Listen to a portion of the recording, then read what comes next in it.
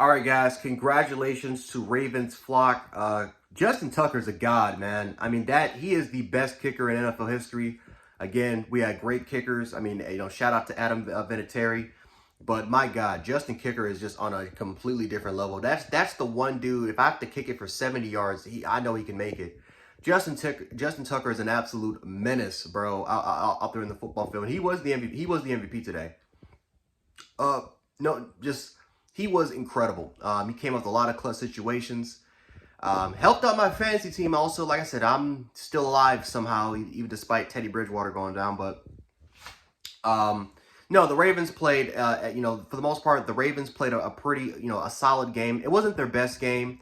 The Ravens had a 10-0 lead. They came out energetic, dominant at first, and then all of a sudden Cincinnati starts to come back in the game and is back tied, and it's to a point now where Cincinnati almost controlled it and almost won the game. If it wasn't for kind of a costly decision of kind of going for it on 4th and goal, and they could have just kicked the field goal, which possibly would have won them the game. But the Ravens kind of almost blew it there. So that's something that still needs to be worked on is really managing those situations when you guys are up.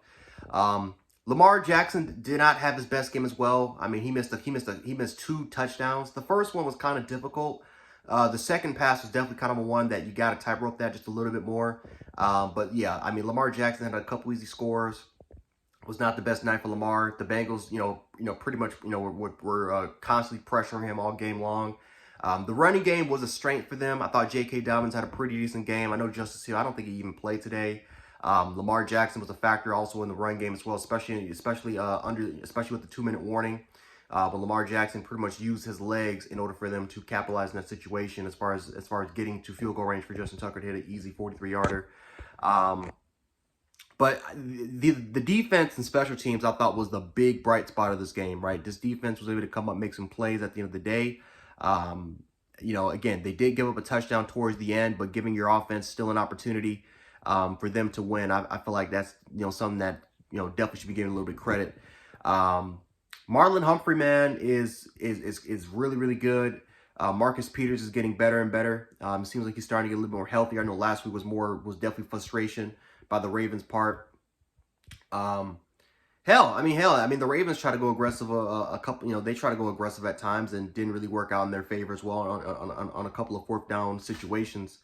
But like I said, whether the game was a perfect game or whether it was an ugly game, at the end of the day, the result is the result at the end of the day, and the Ravens won the game, and so now you're 3-2.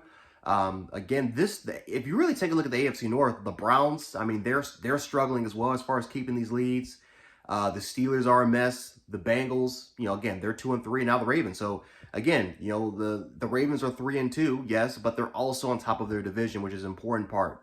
This may be a down year for the division as a whole, but this was a very, very important win because this could potentially factor the AFC North division and who could potentially have at least some home field advantage, at least for that first game. Who knows? The Ravens could go on a streak, but, definitely the most important part was that this could potentially be the decider. This game could potentially be the decider. Again, they got to play a second time, but this could potentially be the decider for them, for them to win the North. So very, very important game for the Baltimore Ravens. They were able to get the W. It's a hard-fought win, ugly win, but it is what it is. They got the W.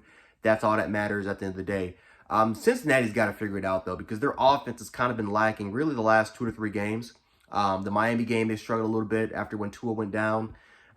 This game they struggle with. I mean, they've pretty much been struggling majority of this time. And, again, Jamar Chase has not really been having that good of a performance really over the last 2 to 3 games, or really over, he hasn't had some of the best performances out there. And it's not the receiving core's fault, right? T. Higgins has not been playing bad. Boyd's not been playing bad at all. Hayden Hurst has actually been a big step up for them at the tight end position. And then obviously Jamar Chase is going to be Jamar Chase. He's one of the most explosive receivers in the NFL. He's going to get it right, that's for sure. But the offensive line has been a hindrance all year round, and they got like 3 new additions for that line, especially a guy like Collins out there who's supposed to be that blindside protector. Or I'm sorry, I think they got him out at right tackle. He's supposed to be that guy. Like, you paid him a lot of money to protect Joe Burrow, and that was the biggest problem with the Bengals last year. Even last year in the regular season was that they couldn't protect Burrow. Even in the postseason, he was the most sacked quarterback in the regular season, the postseason. So the fact that once again we're going into this game and again constant pressure once again on Burrow is absolutely ridiculous. Now, did Joe Burrow play his best game as well? No, he didn't. Burrow did not play his best game. But you got to protect him. And if you can't really, and really since he's been in the league, that's been a big issue. So the Bengals tried to give him some of that protection. It's just not really working out for them. So they got to figure it out somehow in some way, man, because last year they made it to the Super Bowl, but this year, again, the league makes adjustments. And if the Bengals can't protect your quarterback, we've seen quarterbacks, go out because of this type of stuff like that. And that's something that you just don't wish to happen for any player. Especially not a player like Joe Burrow, who's one of the best quarterbacks in the National Football League. So they got to figure out how they can how they can protect their quarterback a little bit more. They tried to run the ball a little bit more, but that wasn't really that really wasn't getting going. I mean, it was okay, but it wasn't, it wasn't a lot of opportunities for these big holes or for these gaps that Joe Mixon can make Joe Mixon can use his ability for.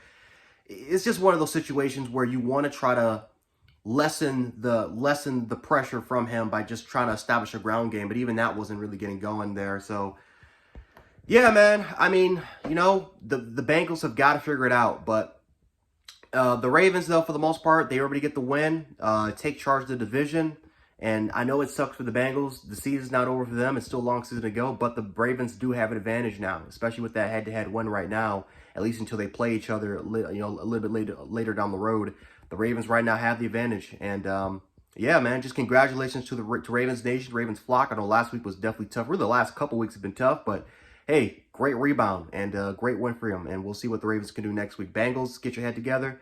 Protect your quarterback a little bit more, and we'll see what happens there. But anyway, guys, Gen Sports, I'll catch you guys later. Peace.